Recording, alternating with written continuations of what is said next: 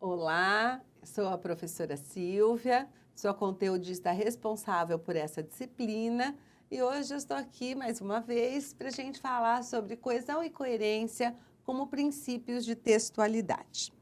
Bem, é importante marcar essa questão da coesão e da coerência como princípios de textualidade, né?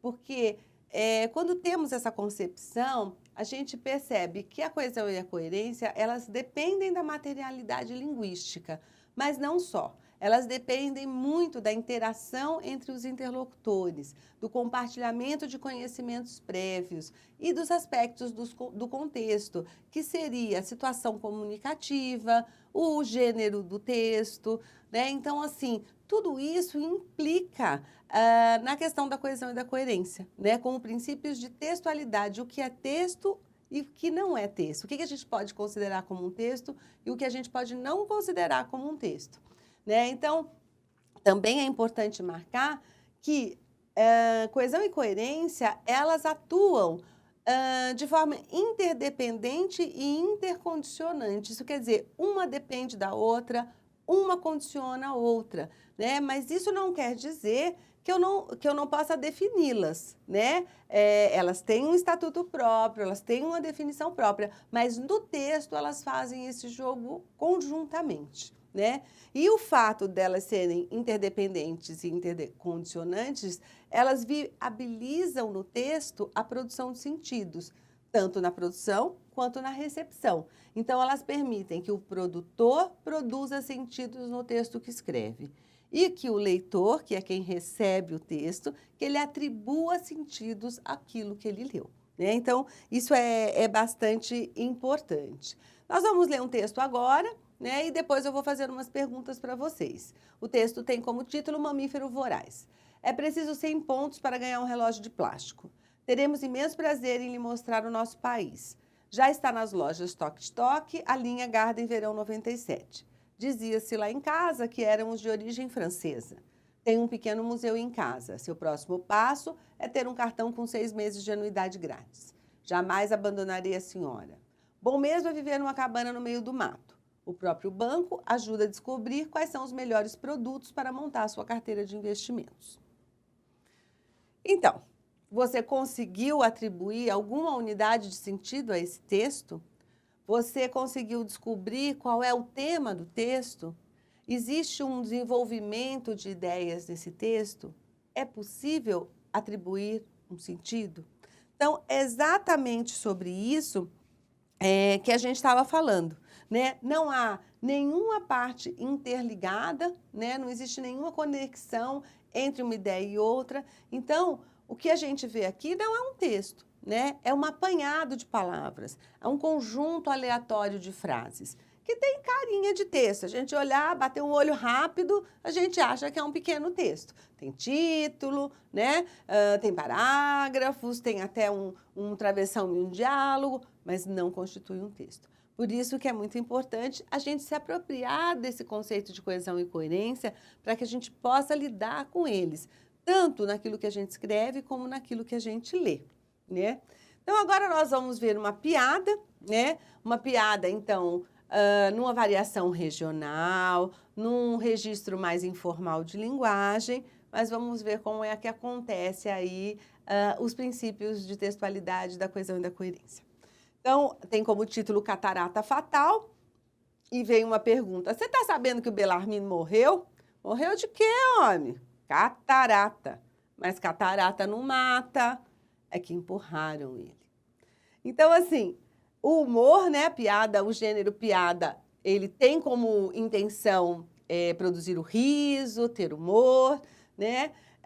E ele se organiza nesse texto, né? Então, você tem aí um tema, que é a morte do Belarmino, né?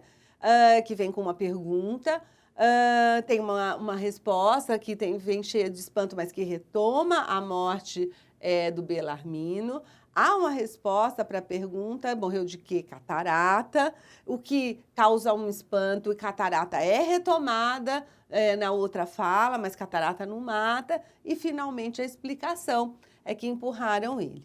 Então, É interessante a gente observar aí nesse texto da piada que a gente, primeiro, precisa observar esse jogo de palavras, né? Nesse duplo sentido da palavra catarata. Então, o produtor desse texto, ele conta com conhecimento prévio do leitor.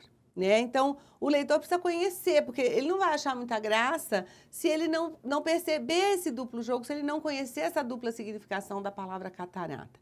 Então, veja como a coesão e a coerência no texto, quer dizer, se o produtor, o leitor não conhecer isso, ele não vai conseguir atribuir sentidos, né? Então, não está só na marca linguística da palavra catarata, está naquilo que as pessoas conhecem sobre a palavra catarata. Então, catarata tanto pode ser uma perda visual, né, por uma questão no cristalino, no olho, uma doença, como catarata pode ser uma queda d'água, uma cachoeira, né? Então, a pessoa tendo esse conhecimento e sabendo que de catarata, a questão visual, ninguém morre, não é? Isso é um conhecimento de mundo, isso é um conhecimento de experiência, né? Mas que se alguém foi empurrado para uma cachoeira, isso é fatal. Então, percebam que há 3 conhecimentos prévios aí que é preciso para que a gente atribua sentidos, para que a gente perceba que esse texto é coerente, né? Eu preciso dos meus conhecimentos de mundo, do meu conhecimento textual, que saber que isso é uma piada,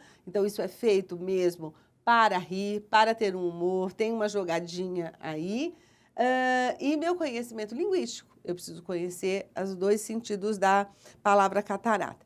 Então, assim, é muito importante a gente perceber que a coesão e a coerência não dependem só das questões linguísticas, porque na escola ainda, nos manuais didáticos, a gente percebe, na internet, se você entrar e procurar coesão, só se fala de conjunção. Então, o que a gente entende, o que os manuais entendem como coesão é a conjunção. Por que a conjunção? Porque a conjunção é uma palavra que liga às orações. Mas a coesão no texto, ela não se faz só entre orações, né? A coesão se faz entre períodos, entre parágrafos, há uma coesão global, né? Que está diretamente ligada à coerência, né? Então, é muito importante que a gente fuja um pouco dessa ideia que coesão é conjunção. Não, coesão é um princípio de textualidade muito mais amplo e que não depende só das marcas linguísticas, assim como a coerência também.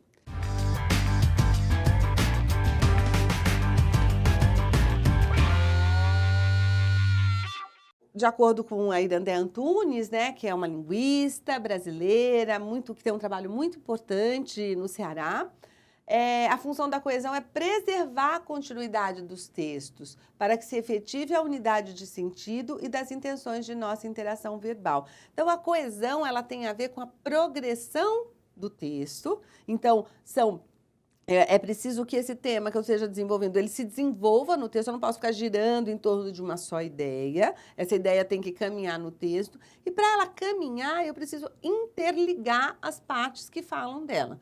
Então, esse é o princípio, isso é a coesão, né? Em grande parte, isso ocorre por meio de elementos formais, que assinalam o vínculo entre os vários componentes das orações, dos períodos, dos parágrafos, num contínuo encadeamento, né? Então, assim, essa progressão, ela tem que andar pelo texto todo. Ela não pode existir só num parágrafo, só entre uma oração, e o resto não está interligado. E aí, embora a coesão não se prenda só à questão linguística, mas é importante que a gente tenha algum recurso, né? Que a gente saiba identificar algum recurso linguístico, tanto na hora de produzir, quanto na hora de ler, né? Para poder entender. Então, a gente vai apresentar, digamos assim, as marcas linguísticas, né? Que a gente divide em 2 grupos de coesão. A coesão referencial e a coesão sequencial. Então, a coesão referencial, é importante a gente entender que a coesão referencial não vai se dar por conjunção. A coesão referencial diz referência a. Quando eu faço a referência a o que eu já disse, né? E retomando por outra palavra ou pela mesma palavra, eu estou encadeando, eu estou fazendo coesão. Então, assim, eu posso usar essa referência a por substituição ou por reiteração. Por substituição, é o velho caso. O menino saiu de casa, ele esqueceu o guarda-chuva. Eu não falo o menino saiu de casa, o menino esqueceu o guarda-chuva. Eu faço essa substituição, né? Isso acontece com numerais, com artigos, às vezes com elementos de conexão ou de síntese, quando eu digo isto, né? Eu fiz uma longa, falei sobre um termo tal, expliquei. Isto acontece porque esse isto, ele é um elemento de coesão, porque ele englobou, substituiu tudo que eu disse antes, né? E às vezes por elipse. Essa elipse é quando eu omito. Mas, por exemplo, é muito simples no caso dos verbos, né? Então eu falo, eles chegaram, arrumaram a cozinha e foram dormir. Eu não preciso dizer, eles chegaram, eles arrumaram a cozinha e eles foram dormir. Esse eles é facilmente omitido. Isso é uma coesão por elipse, está marcado no verbo. O verbo está na terceira pessoa do plural, né? Chegaram, arrumaram, foram dormir. Então, assim, esse tipo de questão linguística a gente precisa estar ligado, porque isso a gente pode utilizar de uma maneira estratégica na produção do texto e de uma maneira estratégica para compreender quando eu estou lendo, né? Por reiteração, também é uma coesão referencial. Eu faço uma referência a, né? Mas é diferente, porque a reiteração é no sentido assim de retomar, de enfatizar.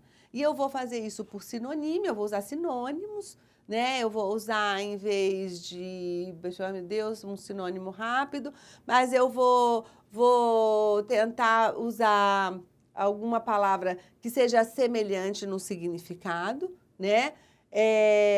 Ou eu vou fazer uma repetição, eu vou repetir a mesma palavra, ou para as expressões equivalentes, né? Então, assim, eu me faço a referência ao que eu já disse, mas com outras palavras ou com a mesma palavra. A gente vai ver alguns exemplos, que não veio nenhum sinônimo na minha cabeça nesse momento, mas eu vou lembrar. Por exemplo, um adjetivo, azul e anil, né? Então, eu posso falar que o mar estava azul ou o céu estava azul naquele dia na praia e lá na frente eu vou falar assim, aquele anil, né? O anil da paisagem. Eu estou me retomando, encadeando com azul, mas eu estou usando um sinônimo, tá? Ufa, lembrei de um sinônimo, foi bom. E a coesão sequencial também é um outro tipo, ela vai se dar por tempo ou por conexão. Aí, ali na conexão, é que você vai ter a questão das conjunções. E tempo é a coesão lógica do tempo. Na narrativa isso acontece, o que vem antes, o que vem depois, né? Então, esse é o tipo de coesão sequencial. Então, vamos dar uma olhadinha agora aí nesse texto, enquanto vocês observam aqui, eu me localizo, que eu coloquei. A gente já viu esse texto numa outra aula, né? É uma fábula escrita pelo Rubem Alves. E vejam, tudo que está em azul é uma coesão referencial por reiteração. Então, veja que ele fala os bichos, os urubus, as aves, são todas expressões equivalentes, né? Sem grandes dotes para o canto, se tornar cantores. Veja, ele faz, quem não tem grandes dotes pelo canto, ele retoma, ele encadeia que eles queriam se tornar cantores. Aqui, ó, urubuzinho, o urubu titular, vejam que ele vai retomando por reiteração, ele vai reafirmando o mesmo. Em vermelho, nós temos a coesão por substituição, é o caso dos pronomes pessoais. Eles, veja o isto o quê? Para se tornar cantores, né? Eles fizeram competições entre si. Quem é esse si? São os urubus, são entre eles, né? Deles, eles, tá? O Vossa Excelência, tá? O tempo estaria marcado nos verbos, tá? Então, o decidiram, fundaram, o importaram, tá? Marca a sequência temporal, né? Às vezes ele coloca lá uma haveria, um de, é um futuro do pretérito. Então, os tempos no passado mostram, então, uma sequência temporal. E o verde é a conexão pelas expressões que são algumas conjunções, como o mas, como o e. Esse para aqui não é preposição, esse para aqui é a fim de, né? E, a fim de se tornar cantores, fundaram escolas. Foi assim, né? Eu faço uma ligação de tempo aí, de conclusão aí. Então, vejam quantas palavras a gente não usa para fazer a coesão. E eu vou dar 2 minutinhos para vocês lerem esse texto. Eu vou ler em voz alta e vocês vão pensando. Eu queria, na minha leitura, que vocês percebessem quantos elementos coesivos de coesão referencial, seja por reiteração, seja por substituição, existem aí. Então, enquanto eu vou lendo, vocês vão pensando já. O imperador Dom Pedro II sempre se empenhou em mudar a imagem externa do Brasil e em transmitir seu verdadeiro aspecto civilizado. Ele visitou pessoalmente a Exposição Universal de Filadélfia, em 1876. Lá, teria conhecido Alexander Graham Bell, que lhe apresentou sua mais nova invenção, o telefone.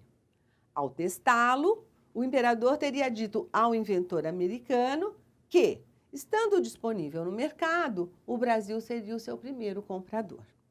Então, vejam agora quantas expressões para fazer a conexão referencial. Transmitir seu verdadeiro. Seu de quem? Do Brasil. Então, está retomando o Brasil. Ele visitou, ele quem? O imperador Dom Pedro II. Lá onde? Lá na Filadélfia, né?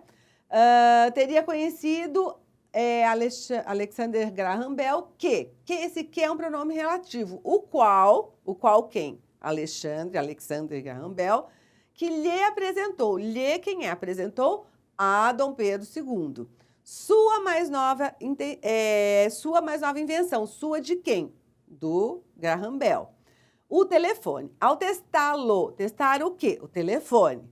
O imperador, né? Então, o imperador já substitui lá o imperador Dom Pedro II, teria dito ao inventor americano, quem é ele? É o Graham Bell, que, estando disponível, aqui há um elipse, aqui é um exemplo de elipse. Estando disponível o quê? O telefone, né? Que ele é que vai estar disponível no mercado. O Brasil seria o seu de quem? Do Graham Bell. Então, viram quantos elementos coesivos para que esse texto a gente leia e perceba que uma ideia está interligada à outra.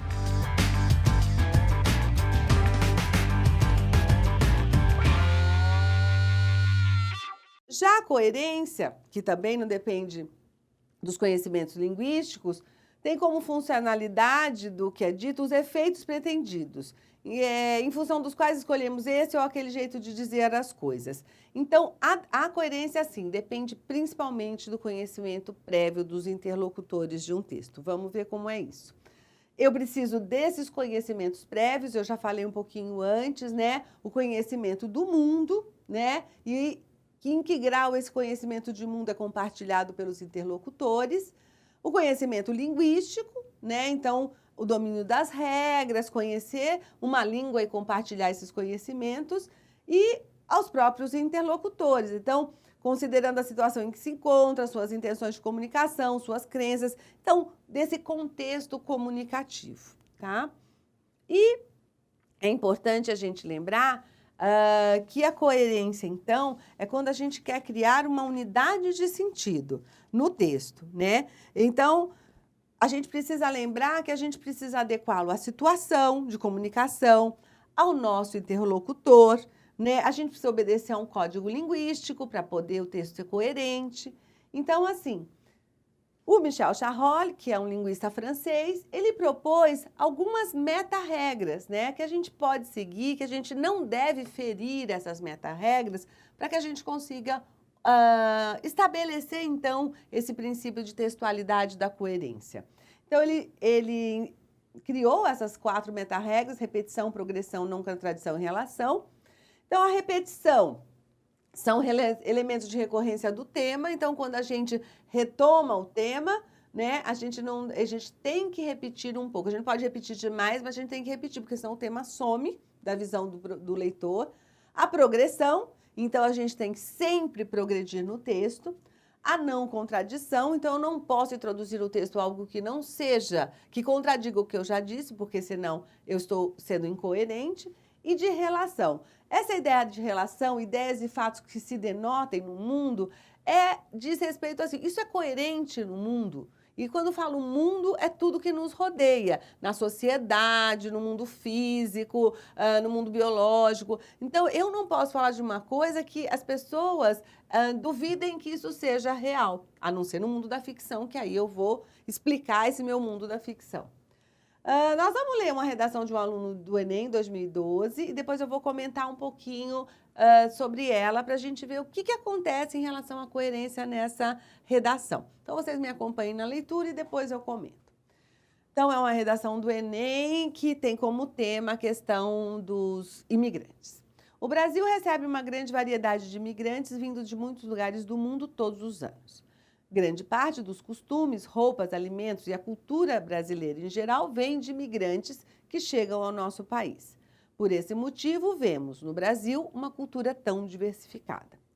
Existem muitas modificações para a imigração, dentre elas estão a procura por melhor infraestrutura, condições de vida, falta de emprego, crises econômicas e conflitos na terra natal. Atualmente, o Brasil tem recebido imigrantes do Haiti, país que sofreu com abalos sísmicos em 2010, da Bolívia e do Paraguai, países onde há muita pobreza ainda hoje. Muitos países tratam mal os imigrantes, o que é considerado muito errado pelos brasileiros. Portanto, devem ser aumentadas as fiscalizações de empregos destinados a imigrantes e providenciados recursos para atender a essas pessoas. Na primeira leitura, se a gente lê assim, o aluno do Enem, né, você acha que não é um texto que esteja absolutamente incoerente, né, totalmente incoerente, que você não consiga atribuir sentidos. Mas vamos fazer uma análisezinha um pouquinho e a gente vai ver que no primeiro parágrafo, né, ele coloca o tema dos imigrantes, né, ele fala desses imigrantes, ele progride com esses imigrantes mostrando como os imigrantes participam da cultura brasileira. Então, existe o tema e existe uma progressão. Só que nesse tipo de gênero do Enem, é um gênero argumentativo, né? Então, o que a gente não percebe aí na progressão desse texto? Ele não defende uma opinião, ele não defende uma tese, ele faz um comentário, né? Existem muitos motivos para a imigração, aí ele lista os motivos que existem, mas a gente não tem nesse texto, que já era momento, num segundo parágrafo, de ser colocado, uma tese. O que ele acha dessa questão da imigração? Qual é a opinião dele? Que argumentos? Ele é a favor, é contra? Aceita-se imigrantes, não aceita? Então, a gente percebe que o texto já perde aí em relação ao gênero, né? Em relação à coerência, pelo fato de não trazer essa tese. E depois, eu acho que o terceiro parágrafo é onde ele vai apresentar maiores problemas. Que aí ele vai fazer uma quebra, ele vai ferir a regra de relação e a regra de... calma que eu vou lembrar. Ele há uma regra de contradição. Ele vai se contradizer, na verdade. A de relação é o seguinte, ele terminou, vamos voltar... que existem muitas motivações para a imigração. E aí, ele volta para dizer, atualmente o Brasil tem recebido imigrantes do Haiti, país que sofreu com abalos sísmicos. Essas informações, elas estariam muito melhores colocadas no segundo parágrafo. E depois ele colocaria as motivações. Né? Então, ele volta, de certa forma, aqui é o que ele já disse, então não há uma progressão. Né? E aqui é que ele vai começar a ferir as regras do Charolli. Muitos países tratam mal os imigrantes, o que é considerado muito errado pelos brasileiros. Quer dizer, se os brasileiros consideram errado tratar mal os imigrantes, por que nós temos problemas com os imigrantes? Né? E ele fala, é considerado errado pelos brasileiros. Que brasileiros? Todos. Ele não dá nenhum dado. Né? Não sei se todo mundo pensa isso. Né? Então, aqui há uma questão da quebra de relação com o mundo social. Né? Ele não dá dados, ele teria que comprovar isso. Portanto, agora, a questão fica ainda mais, né, contraditória aqui. Devem ser aumentadas fiscalizações de empregos destinados a imigrantes. Quando ele usa essa palavra fiscalização e não explica mais para o leitor, ele não deixa claro que ele quer que fiscalize os empregos ilegais, né? Então tem que fiscalizar porque não pode ter gente trabalhando ilegalmente, ou ele quer que a sociedade ofereça mais empregos, então que tem que ter uma fiscalização para ver se realmente as pessoas estão dando emprego para os imigrantes, né? Então, assim, ele diz aqui, tem que ser providenciados mais recursos para atender essas pessoas. Mas não é o Brasil que não trata mal os imigrantes? Por que falta recursos? Então, existe aí ele fere a meta-regra da não contradição, porque ele se contradiz no texto, tá?